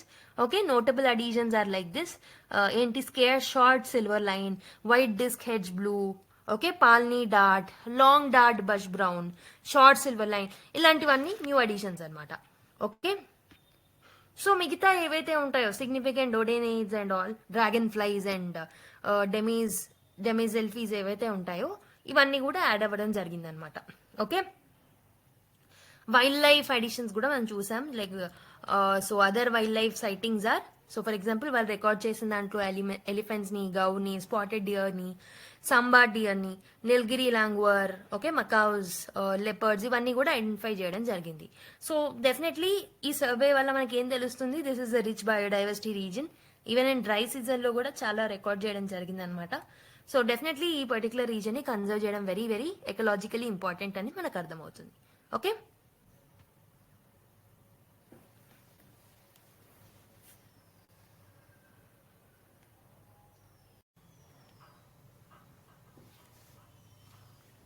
So cannot justify excessive power tariff, Sri Lankan president tells the parliament అనమాట. Okay, ఏముందో చూద్దాం ఒకసారి. Background చూసుకుంటే Sri Lankan president అయిన రనిల్ విక్రమ్ సార్ వాళ్ళు ఏం చెప్పారు అంటే ఈ rejected awarding renewable energy projects at the excessive tariff of 8.26 cents per unit, calling it unjustifiable అని చెప్పేసి ఒక న్యూస్ అనేది రావడం జరిగింది అనమాట. ఓకే, శ్రీలంక అనేది it will not accept energy investment based on the competitive tariffs అని అతను స్పెసిఫై చేయడం జరిగింది. సో ప్రిఫరెన్షియల్ ట్రీట్మెంట్ కూడా మేము ఇవ్వము, ఏ కంట్రీకి ఇవ్వము, ఏ కంపెనీకి కూడా ఇవ్వమని చెప్పేసి చెప్పడం జరిగింది. So if you look at the Adani Green's withdrawal, Adani Green recently అక్కడ నుంచి క్విట్ అవ్వడం జరిగింది. ఒక విండ్ పవర్ ప్రాజెక్ట్ నుంచి శ్రీలంక నుంచి క్విట్ అవ్వడం జరిగింది అనమాట. ఎందుకనంటే ఆల్మోస్ట్ చాలా క్రిటిసిజమ్స్ ని, హై టారిఫ్స్ కి సంబంధించి ప్రెసిడెంట్ సైడ్ నుంచి క్రిటిసిజం ని ఫేస్ చేయడం వల్ల వాళ్ళు క్విట్ అయ్యారనమాట. ఓకే, సో ప్రీవియస్ గవర్నమెంట్ ఏదైతే ఉంటుందో ఆ గవర్నమెంట్ టైంలో ఈ పర్టికులర్ డీల్ ని తీసుకురావడం జరిగింది. But locals, environmentalist, transparency advocates వీళ్ళందరూ అపోజ్ చేశారు. అందుకే ఇప్పుడు క్విట్ అవ్వడం జరిగింది అనమాట. Okay, so Sri Lankan courts petitions ని కూడా చాలా హియర్ చేశారు. They are also showing environmental concerns.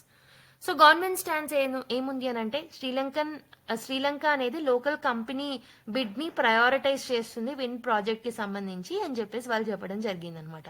Energy minister విజేత హెరత్ ఎవరైతే ఉన్నారో శ్రీలంకన్ ఎనర్జీ మినిస్టర్, సో ఈ పర్టికులర్ విత్డ్రాల్ అనేది హై టారిఫ్స్ కారణంగా, ఇది పొలిటికల్ చేంజెస్ కారణంగా కాదు అని చెప్పేసి క్లారిటీ కూడా ఇవ్వడం జరిగిందనమాట. Okay, so global security on Adani group, global scrutiny on Adani group చూసుకుంటే Adani definitely lot of areas లో స్క్రూటినీ ఫేస్ చేయడం జరిగింది. యుఎస్ జస్టిస్ డిపార్ట్మెంట్ 2004లో ఇన్వెస్టిగేషన్స్ చేయడం జరిగింది in the business practices. Kenya also scrapped Adani's infrastructure contracts. Jharkhand projects tariff under review in India. So different countries లో ఈ particular Adani group అనేది స్క్రూటినీని ఫేస్ చేస్తూ వచ్చిందనమాట. సో ఫ్యూచర్ లో Sri Lanka it is going to renegotiate the future power projects so that ఏంటంటే cost ఎఫిషియన్సీని వాళ్ళు ensure చేసుకోవచ్చు. Okay, so that is about that news, not very important for us. Ganesh Kumar named CEC after panel meeting అని చెప్పేసి ఒక article రావడం జరిగింది. So basically chief election commissioner గా ఎవరు అపాయింట్ అయ్యారు అని అంటే Gyanesh Kumar, 1988 batch IAS officer అనమాట, కేరళ క్యాడర్ కి సంబంధించిన person. So Haryana chief secretary Vivek Joshi appointed as a election commissioner. Okay, so selection made by 3-member panel headed by the prime minister. So basically recent గా election commission కి సంబంధించి changes అనేవి చూసాం కదా last year. So ఆ particular new చట్టం ప్రకారం selection panel ఎవరు ఉంటారు అంటే ప్రైమ్ మినిస్టర్ నరేంద్ర మోదీ ఉన్నారు, హోమ్ మినిస్టర్ అమిత్ షా గారు ఉన్నారు, and leader of opposition Rahul Gandhi గారు, ముగ్గురు కలిసి జ్ఞానేష్ కుమార్ ని తీసుకురావడం జరిగింది. బట్ లాట్ ఆఫ్ టైమ్స్ ఈ కొత్తగా వచ్చిన చట్టంలో సెలక్షన్ ప్రాసెస్ లో కాంట్రవర్సీస్ ని గవర్నమెంట్ ఫేస్ చేయడం జరిగింది. సో కాంగ్రెస్ అనేది ఈ ప్రాసెస్ ని టోటల్ గా ఒక పార్టీస్ నాన్ న్యూట్రల్ పాలసీగా డిక్లేర్ చేస్తూ వచ్చిందనమాట. ప్యానల్ మీటింగ్ నుంచి రాహుల్ గాంధీ గారు బయటకు వచ్చేసారు, లాట్ ఆఫ్ ఆబ్జెక్షన్స్ ని సైడ్ చేస్తూ. ఓకే, అండ్ సుప్రీం కోర్ట్ కూడా ఈ పర్టికులర్ ఛాలెంజ్ ని హియర్ చేయబోతుంది అనమాట. It is going to hear this particular challenge. Okay, so selection లాలో అంటే ఈ చీఫ్ ఎలక్షన్ కమిషన్ కి సంబంధించిన చట్టం 2023 అమెండ్మెంట్ ఏదైతే ఉంటుందో దాంట్లో so CEC was selected by panel including in the chief justice. So chief justice of India కూడా initial గా ఇంక్లూడ్ చేసుకునే వాళ్ళం అనమాట. కానీ సిజేఐని ఇప్పుడు యూనియన్ మినిస్టర్ తో ఈ పర్టికులర్ చట్టం అనేది అంటే కొత్త అమెండ్మెంట్ అనేది రిప్లేస్ చేయడం జరిగింది. కాబట్టి ఇక్కడ ఎక్కువగా పవర్ ఎవరికి ఇస్తున్నాం, గవర్నమెంట్ చేతిలో ఎక్కువ పవర్ ని పెడుతున్నాం అనమాట అపాయింట్మెంట్ కి సంబంధించి. So definitely this will be an erosion of the principle called separation of powers. అవునా, నెక్స్ట్ సో పాస్ లో సుప్రీంకోర్టు కూడా మ్యాండేట్ ఇవ్వడం జరిగింది అనమాట సెలక్షన్ ప్యానల్ లో సిజేఐ కూడా ఉండాలి అని చెప్పేసి. So against the Supreme Court judgement ఈ పర్టికులర్ డెసిషన్ ని వాళ్ళు తీసుకున్నారు. ఓకే, అయితే 2023 అమెండ్మెంట్ మాత్రం సో సిజేఐని కాకుండా యూనియన్ మినిస్టర్ ని పెట్టడం జరిగింది అనమాట. సో కాంగ్రెస్ అనేది సుప్రీంకోర్టు హియరింగ్ ని లా okay so it is mandating about the law's validity. Okay, సుప్రీంకోర్టులో ఈ పర్టికులర్ డిమాండ్స్ ని చేయడం జరిగింది Congress. And also transparency issues ఉన్నాయని చెప్పడం జరిగింది. Okay, and also Rajiv Kumar CEC chief election commissioner Rajiv Kumar garu ఎవరైతే ఉన్నారో ఎక్స్ సిఈసి, సో తన యొక్క ఫేర్వెల్ స్పీచ్ లో కూడా he has highlighted about the remote voting for NRIs. Okay, remote voting అనేది చేయాలి ఎన్ఆర్ఐస్ కి, అండ్ బయోమెట్రిక్ అథెంటికేషన్ అనేది కూడా వెరీ ఇంపార్టెంట్ పోలింగ్ స్టేషన్స్ లో అని చెప్పేసి ఆయన కూడా మెన్షన్ చేయడం జరిగింది. దాని గురించి కూడా ఈ ఆర్టికల్లో మెన్షన్ చేసింది కాబట్టి ఒక పాయింట్ ని యాడ్ చేశాను. Okay, next Supreme Court puts off cases challenging places of worship act with center yet to file a response అని చెప్పేసి ఒక ఆర్టికల్ రావడం జరిగింది అనమాట. ఓకే, సో అగైన్ నేనేం చేస్తున్నాను అంటే, so I have discussed all the editorials which are important from the today's newspaper, and I've discussed lot of small articles too. So I'm giving you homework from now. Okay, so almost I have discussed almost ఏంటంటే 75 to 80% of the PDF, and I think more than 85% of the PDF ని నేను discuss చేశాను. But there are small articles. So దీని తర్వాత ఇంకో 2 small articles plus keywords అనేవి ఉన్నాయి. So I'm expecting that you need to have a quick read of this particular things. Okay, so ఆ 2 articles ని కూడా మేము మెన్షన్ చేసాం, కీవర్డ్స్ ని కూడా డీటెయిల్ గా మెన్షన్ చేయడం జరిగింది పీడిఎఫ్ లో, అండ్ ఆల్సో ఈ కేస్ కి సంబంధించి కూడా ఇన్ఫర్మేషన్ ని మేము ఇక్కడ హైలైట్ చేసాం. కాబట్టి ఐఎమ్ ఎక్స్పెక్టింగ్, సో ఈ పర్టికులర్ హోంవర్క్స్ ని ఈ క్లాస్ లో నేను ఎందుకు ఇస్తున్నానంటే, I want you people to have a active learning process. So ఇక్కడ చాలా మంది ఏం చేస్తూ ఉంటారు, క్లాసెస్ విని అక్కడ పడేసి వెళ్ళిపోతున్నారు. So I don't want you people to do that, okay? But there are some people who read the PDF again, okay? Definitely PDF ni ఏదో విధంగా మీరు యూటిలైజ్ చేసుకోవాలని నేను అనుకుంటున్నాను. So that is the reason I want you people to have a quick read of the small articles that I have left out, okay? ఈ PDF access అనేది మీకు Telegram ఛానల్లో ఉంటుంది. టెలిగ్రామ్ ఛానల్ లింక్ అనేది pinned comment లో ఉంటుంది, okay? So with this note let me end this particular session. So ఒకటి వచ్చేసి anecdote కి సంబంధించి హోంవర్క్ ఇచ్చాను, అండ్ అదర్ 2 to 3 small articles plus keywords. Okay, thank you everyone. Video నచ్చినట్టయితే లైక్ చేయడం మర్చిపోదు. నెక్స్ట్ క్లాస్ లో మళ్ళీ కలుద్దాం. Until then take care, bye bye and keep smiling.